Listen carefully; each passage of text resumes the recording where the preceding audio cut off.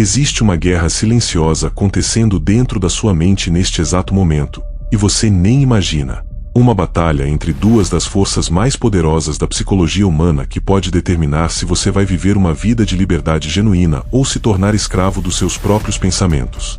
O que eu vou revelar nos próximos minutos vai chocar você sobre como sua mente realmente funciona. Quando aproximamos Carl Gustav Jung do estoicismo, a primeira impressão é de profunda afinidade. Ambos falam sobre disciplina interior, aceitação da vida e cultivo da liberdade interior. Mas, ao nos aprofundarmos, percebemos que suas semelhanças são apenas de superfície. O que os diferencia é a forma de olhar para a alma humana, o estoicismo pela razão, Jung pela psique simbólica e paradoxal. Imaginem por um momento, Carl Jung, o revolucionário da psicologia analítica, sentado frente a frente com os maiores mestres do estoicismo. Não estamos falando de uma conversa educada sobre filosofia. Estamos falando de um duelo psicológico brutal, onde cada palavra pode destruir décadas de crenças sobre quem você realmente é. Quando aproximamos Carl Gustav Jung do estoicismo, a primeira impressão é de profunda afinidade. Ambos falam sobre disciplina interior, aceitação da vida e cultivo da liberdade interior. Mas ao nos aprofundarmos, percebemos que suas semelhanças são apenas de superfície. O que os diferencia é a forma de olhar para a alma humana, o estoicismo pela razão pura, Jung pela psique simbólica e paradoxal. E essa diferença não é apenas acadêmica. Vamos agora ao duelo imaginário que irá despertar você e abrir a sua mente para a realidade que você ainda não conhece. Jung se levanta na mesa imaginária, seus olhos penetrantes fixos nos representantes estoicos. Marco Aurélio, Epíteto, Sêneca, gigantes do pensamento humano. Mas Jung não está intimidado. Ele sabe algo que eles não sabem. Algo sobre a natureza humana que vai abalar os fundamentos de tudo que você acredita sobre controle emocional. Jung começa com sua voz grave e pausada. A diferença entre nós?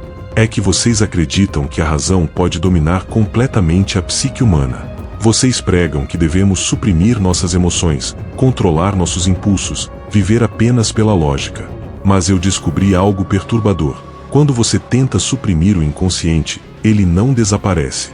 Ele se torna mais poderoso, mais destrutivo, mais perigoso.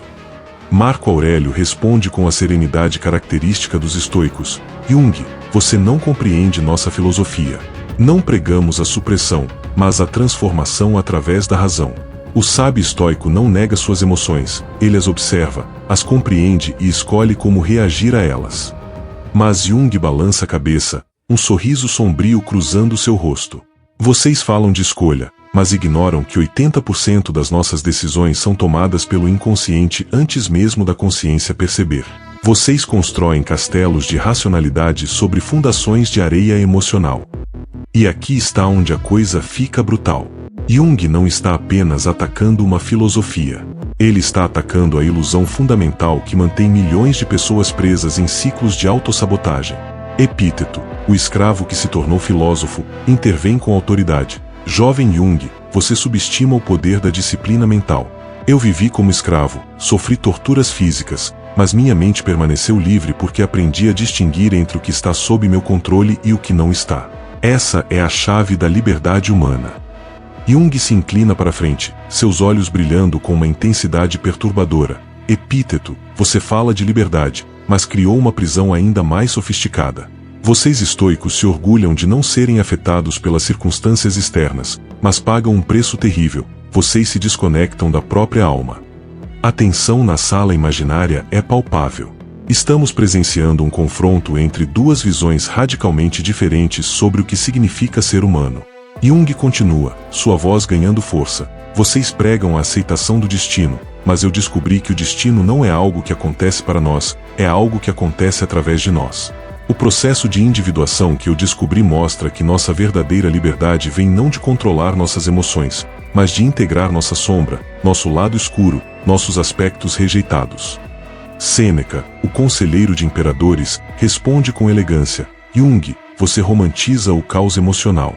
Nós estoicos não negamos as emoções, nós as refinamos através da sabedoria. O sábio sente, mas não é escravo dos seus sentimentos. Mas Jung tem uma carta na manga que vai devastar essa lógica aparentemente perfeita. Sêneca, vocês falam de sabedoria, mas ignoram que a verdadeira sabedoria vem do confronto com nossa própria escuridão. Vocês criaram uma filosofia para heróis, mas esqueceram que todo herói tem uma sombra. E quando você nega sua sombra, ela não desaparece. Ela se projeta no mundo, criando os próprios demônios que vocês tentam evitar. E aqui está a revelação que vai chocar você. Jung não está apenas criticando o estoicismo. Ele está revelando por que tantas pessoas que seguem filosofias de autocontrole acabam explodindo em crises emocionais devastadoras. Marco Aurélio, sempre reflexivo, pondera: Jung, você tem um ponto interessante sobre a integração dos aspectos rejeitados. Mas como você concilia isso com a necessidade de ordem social e pessoal? Se todos abraçarem seus impulsos sombrios, não teremos o caos. Jung sorri, sabendo que chegou ao coração da questão. Marco, essa é exatamente a diferença entre nós. Vocês veem a psique como algo a ser controlado, eu vejo como algo a ser compreendido. A individuação não é sobre abraçar impulsos destrutivos, é sobre integrar conscientemente todos os aspectos da personalidade para se tornar uma pessoa completa. Mas Epíteto não se rende facilmente. Jung, você fala de completude, mas eu vejo indulgência. O estoico aprende a ser feliz com pouco, a encontrar paz independente das circunstâncias. Sua psicologia parece encorajar a busca infinita por autoconhecimento, que pode se tornar uma forma de narcisismo. A acusação é brutal. Jung está sendo acusado de promover o narcisismo disfarçado de autoconhecimento. Como ele vai responder? Jung se levanta, caminhando pela sala e diz: Epíteto, vocês confundem desapego com dissociação. Sim, é importante não ser escravo das circunstâncias externas, mas vocês foram longe demais. Vocês se desconectaram não apenas do sofrimento, mas também da alegria genuína, da paixão, da criatividade que nasce do caos emocional. Sêneca intervém: Jung, você está criando um espantalho da nossa filosofia. Nós não somos robôs emocionais. Sentimos alegria, amor, satisfação. Simplesmente não permitimos que essas emoções nos controlem. Mas Jung tem uma resposta que vai destruir essa defesa. Sêneca, vocês falam de não serem controlados pelas emoções, mas se tornaram controlados pela necessidade de controle. Vocês criaram uma tirania da razão que é tão destrutiva quanto a tirania das emoções. E aqui está onde Jung revela sua carta mais poderosa. Ele vai mostrar como o estoicismo, apesar de suas virtudes, pode se tornar uma forma sofisticada de neurose. O problema fundamental do estoicismo. Jung continua é que vocês tratam a psique como se fosse uma máquina que pode ser programada pela razão. Mas a psique é um organismo vivo, com suas próprias leis, seus próprios ritmos, sua própria sabedoria. Quando você tenta forçá-la a se conformar apenas com a lógica, ela se rebela de formas que vocês nem imaginam. Marco Aurélio, sempre buscando a verdade, pergunta: Jung, então como você propõe que lidemos com o sofrimento? Se não através da razão e da aceitação estoica, como encontramos a paz? Jung para, seus olhos brilhando com uma intensidade quase mística. Marco, vocês veem o sofrimento como algo a ser superado. Eu vejo o sofrimento como um professor. Cada dor psíquica carrega uma mensagem sobre aspectos não integrados da personalidade. Quando você simplesmente aceita o sofrimento estoicamente, você perde a oportunidade de aprender o que ele está tentando ensinar. Epíteto balança a cabeça: Jung, isso é perigoso. Se encorajarmos as pessoas a mergulhar em seu sofrimento ao invés de transcendê-lo, não estaremos criando mais neurose. Mas Jung tem uma resposta que vai revolucionar sua compreensão sobre dor emocional. Epíteto, vocês confundem transcendência com evitação. Verdadeira transcendência só acontece através da experiência completa, não ao redor dela. Quando você evita o sofrimento, ele se acumula no inconsciente e eventualmente explode de formas muito mais destrutivas. Sêneca, sempre prático, questiona: Mas Jung, como isso funciona na prática? Como alguém pode funcionar na sociedade se está constantemente explorando seus aspectos sombrios?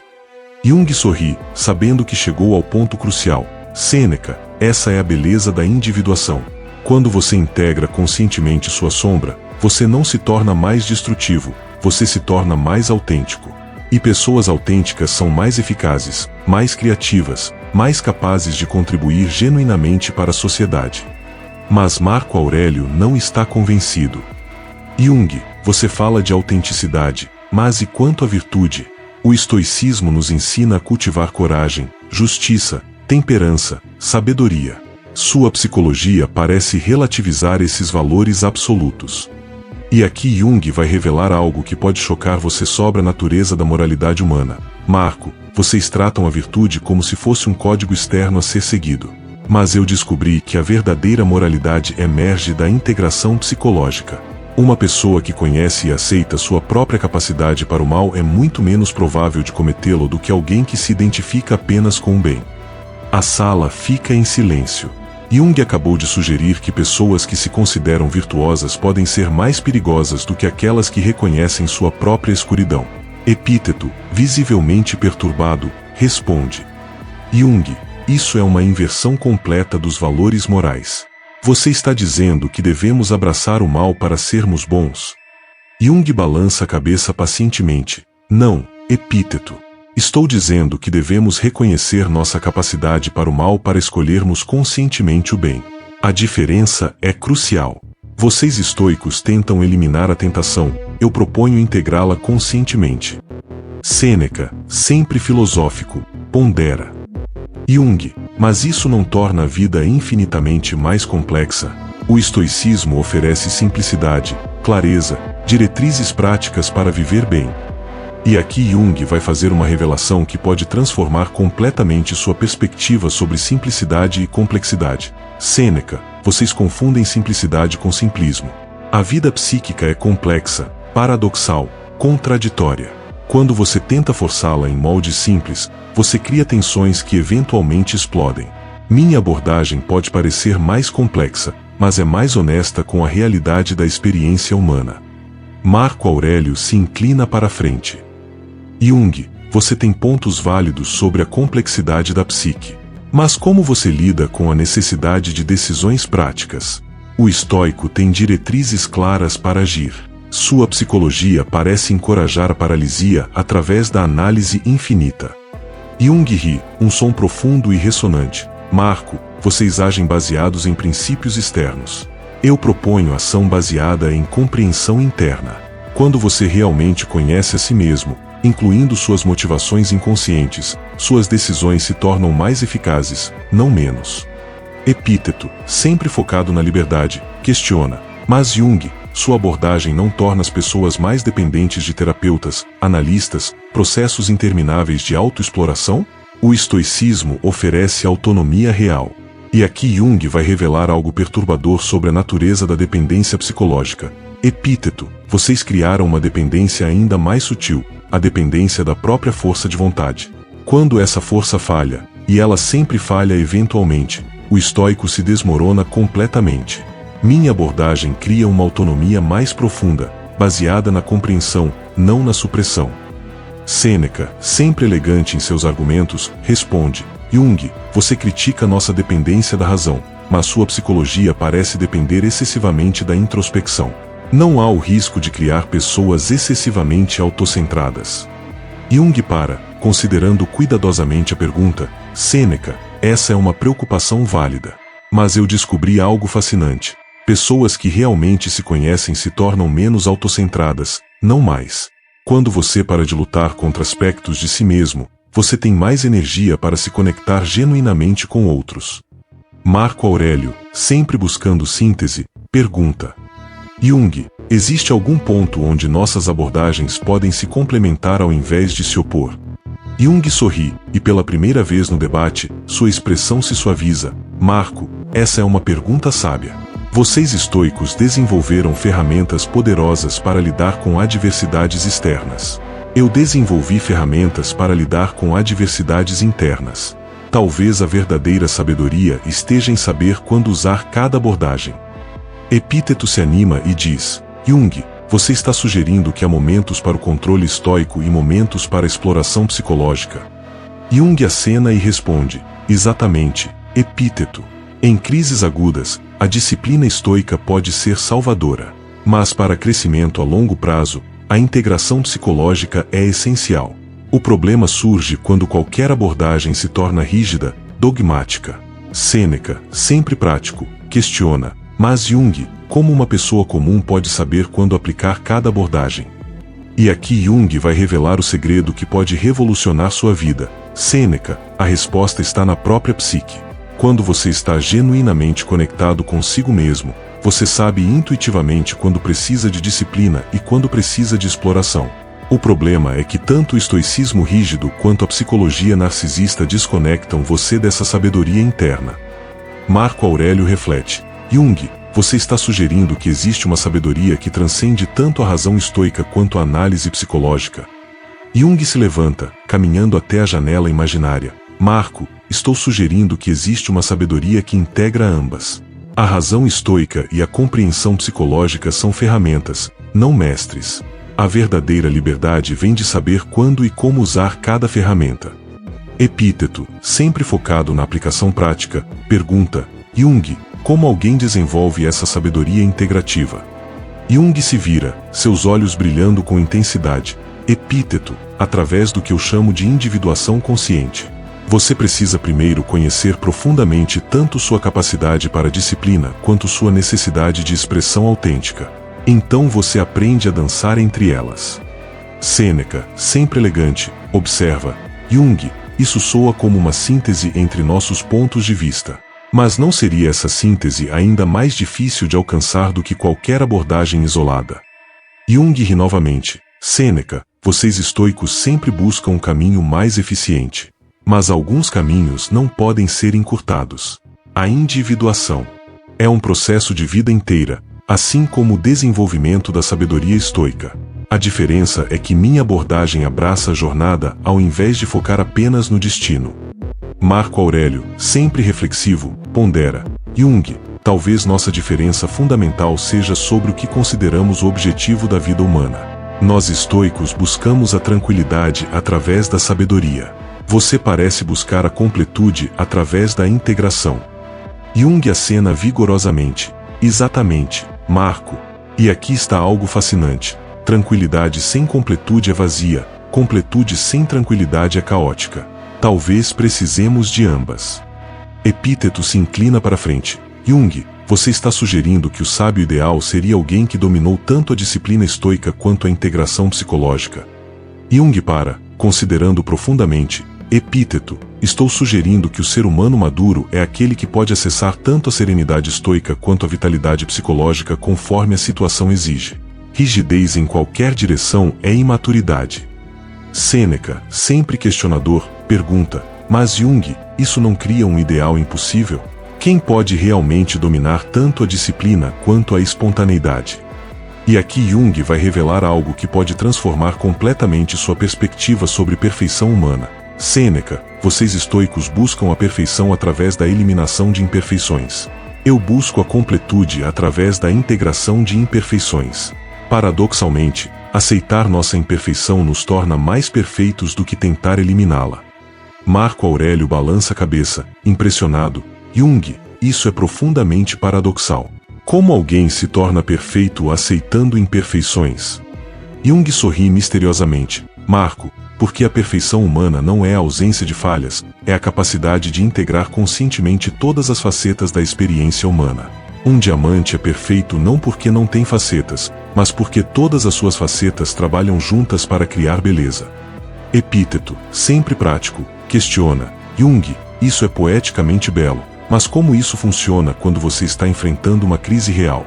Quando você está sofrendo, precisa de soluções práticas, não de metáforas sobre diamantes. Jung se torna sério novamente: Epíteto, você tem razão. Em crises agudas, a disciplina estoica é muitas vezes mais útil que a exploração psicológica. Mas aqui está o que vocês não percebem. Crises são frequentemente o resultado de aspectos não integrados da personalidade explodindo. Se você tivesse feito o trabalho de integração antes, muitas crises poderiam ser evitadas. Sêneca reflete: Jung, você está sugerindo que a psicologia é preventiva enquanto o estoicismo é curativo? Jung acena: parcialmente, Sêneca. Mas é mais complexo que isso. A psicologia pode ser tanto preventiva quanto curativa, assim como o estoicismo. A questão é saber quando cada abordagem é mais apropriada. Marco Aurélio, sempre buscando clareza, pergunta: Jung, você poderia dar um exemplo concreto de quando sua abordagem seria superior à nossa? Jung se inclina para frente. Marco, imagine um homem que pratica estoicismo há anos. Ele controla suas emoções, aceita adversidades, vive pela razão. Mas ele nunca explorou porque tem uma raiva profunda contra figuras de autoridade. Um dia, essa raiva explode de forma destrutiva. O estoicismo o ajudou a controlar o sintoma, mas não curou a causa. Epíteto considera, Jung, mas não seria mais simples simplesmente continuar controlando essa raiva através da disciplina?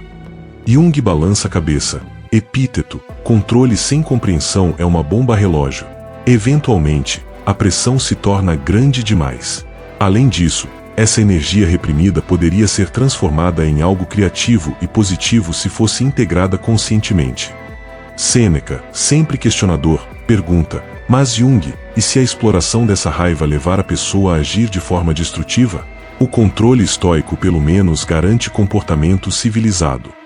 E aqui Jung vai revelar algo chocante sobre a natureza da destrutividade humana. Sêneca, pessoas que exploram conscientemente sua raiva são menos propensas a agir destrutivamente do que aquelas que a reprimem. Quando você conhece sua própria capacidade para a violência, você pode escolher conscientemente a não violência. Quando você nega essa capacidade, ela age através de você sem seu conhecimento. Marco Aurélio fica visivelmente perturbado. Jung, isso é uma afirmação extraordinária. Você está dizendo que pessoas que se consideram pacíficas podem ser mais violentas do que aquelas que reconhecem sua agressividade. Ponto. Jung acena gravemente. Exatamente, Marco. A história está cheia de exemplos de pessoas que se consideravam virtuosas cometendo atrocidades. Elas puderam fazer isso porque projetaram sua própria sombra em outros, vendo-os como completamente malignos enquanto se viam como completamente bons. Epíteto, claramente desconfortável, responde, Jung, isso é uma visão muito sombria da natureza humana. O estoicismo oferece esperança de que podemos transcender nossos aspectos mais baixos. Jung se suaviza, Epíteto, eu não estou sendo sombrio, estou sendo realista. E paradoxalmente, aceitar nossa capacidade para o mal nos torna mais capazes de escolher o bem. Vocês oferecem transcendência através da negação, eu ofereço transcendência através da integração. Sêneca, sempre filosófico, pondera, Jung, mas se todos abraçarem essa visão, não corremos o risco de relativizar completamente a moralidade? Se todos têm capacidade para o mal, como distinguimos entre bem e mal? Ponto. E aqui Jung vai fazer uma revelação que pode revolucionar sua compreensão sobre moralidade. Sêneca, a moralidade se torna mais forte, não mais fraca, quando é baseada em escolha consciente ao invés de repressão inconsciente. Uma pessoa que escolhe ser boa sabendo que poderia ser má é moralmente superior a alguém que é bom apenas porque reprimiu sua capacidade para o mal. Marco Aurélio reflete profundamente. Jung, isso sugere que a verdadeira virtude requer autoconhecimento completo, incluindo o conhecimento de nossos aspectos sombrios. Jung sorri. Exatamente, Marco. Vocês estoicos falam de conhecer a si mesmo, mas limitam esse conhecimento aos aspectos que consideram virtuosos. Eu proponho o conhecimento completo, incluindo aspectos que prefeririam negar. Epíteto, sempre focado na prática, pergunta, Jung, como alguém pode explorar com segurança esses aspectos sombrios sem ser corrompido por eles? Ponto. Jung se torna sério. Epíteto, essa é uma pergunta crucial. A exploração da sombra deve ser feita conscientemente, com orientação adequada, e sempre com o objetivo de integração, não de indulgência. É um processo delicado que requer maturidade e, frequentemente, ajuda profissional. Sêneca observa, Jung, isso torna sua abordagem muito mais complexa e potencialmente perigosa do que o estoicismo. Nem todos têm acesso à orientação adequada. Jung acena, Sêneca, você tem razão. Minha abordagem não é para todos, especialmente não sem preparação adequada. Talvez o estoicismo seja mais apropriado para pessoas em certas fases da vida ou em certas circunstâncias. Marco Aurélio se anima. Jung, você está sugerindo que diferentes abordagens são apropriadas para diferentes pessoas ou diferentes momentos da vida. Jung acena vigorosamente. Exatamente, Marco. Um jovem pode precisar primeiro aprender disciplina estoica antes de estar pronto para exploração psicológica profunda. Uma pessoa em crise pode precisar de estabilidade estoica antes de poder fazer trabalho de integração. Epíteto reflete. Jung. Isso sugere que nossas abordagens poderiam ser complementares ao invés de competitivas. Jung sorri amplamente. Epíteto. Essa é a sabedoria que eu esperava que alcançássemos. O estoicismo e a psicologia analítica são ferramentas diferentes para aspectos diferentes da experiência humana. O erro é tentar usar uma ferramenta para todos os problemas. Sêneca, sempre prático, pergunta, mas Jung, como alguém sabe qual ferramenta usar em qual momento? Ponto. E aqui Jung vai revelar o segredo final que pode transformar sua vida. Sêneca, através do desenvolvimento da sabedoria discriminativa. Isso vem da experiência, da reflexão, e sim, de conhecer profundamente tanto as capacidades quanto as limitações de cada abordagem. É uma arte, não uma ciência. Marco Aurélio se levanta. Jung, talvez tenhamos chegado a uma síntese inesperada. O sábio ideal seria aquele que dominou tanto a disciplina estoica quanto a integração psicológica, e sabe quando aplicar cada uma. Jung também se levanta. Marco, e talvez mais importante ainda, o sábio ideal reconhece que a sabedoria é um processo contínuo, não um estado final. Tanto o estoicismo quanto a psicologia são jornadas, não destinos. Epíteto sorri. Jung, isso é ironicamente muito estoico. Nós sempre enfatizamos que a filosofia é uma prática de vida, não um conjunto de crenças. Jung ri, e isso é ironicamente muito psicológico. Epíteto. A individuação é um processo que nunca termina realmente. Sêneca observa, talvez nossa diferença fundamental não seja sobre objetivos, mas sobre métodos. Todos buscamos uma vida bem vivida, apenas discordamos sobre como alcançá-la. Jung acena, Sêneca, e talvez a verdade seja que existem múltiplos caminhos para uma vida bem vivida. O importante é escolher conscientemente seu caminho e estar aberto a aprender com outros caminhos. Marco Aurélio reflete. Jung, este debate me ensinou que mesmo abordagens aparentemente opostas podem ter sabedoria complementar. Jung sorri, e me ensinou que o estoicismo, quando não é rígido, tem ferramentas valiosas que a psicologia pode integrar. Epíteto acrescenta, talvez a verdadeira sabedoria seja a capacidade de aprender de qualquer fonte, mesmo daquelas que inicialmente parecem contraditórias às nossas crenças. Sêneca conclui, e talvez o maior erro seja pensar que qualquer sistema, por mais sofisticado, pode capturar completamente a complexidade da experiência humana. Jung se aproxima da mesa. Então, meus amigos estoicos, talvez não tenhamos um vencedor neste duelo. Talvez tenhamos algo melhor, uma compreensão mais profunda de que a sabedoria humana é multifacetada. Marco Aurélio estende a mão. Jung, foi uma honra explorar essas questões profundas com você. Mesmo discordando em métodos, compartilhamos o objetivo de ajudar as pessoas a viver melhor. Jung aperta a mão. Marco, e talvez essa seja a lição mais importante, que pessoas sinceramente comprometidas com o crescimento humano podem aprender umas das outras, mesmo quando suas abordagens parecem incompatíveis. E aqui está a revelação final que pode transformar completamente sua perspectiva sobre desenvolvimento pessoal. Não existe uma abordagem única que funcione para todos em todas as situações. A verdadeira sabedoria está em desenvolver um repertório de ferramentas e a discriminação para saber quando usar cada uma. O estoicismo oferece disciplina, aceitação e tranquilidade. A psicologia junguiana oferece integração, autenticidade e completude. Uma pessoa verdadeiramente sábia aprende a dançar entre essas abordagens conforme a vida exige. Quando você está enfrentando uma crise aguda, a disciplina estoica pode ser salvadora. Quando você está buscando crescimento a longo prazo, a exploração psicológica pode ser transformadora. Quando você está lidando com aspectos reprimidos da personalidade, a integração junguiana é essencial. Quando você precisa de estabilidade e clareza, os princípios estoicos são invaluáveis.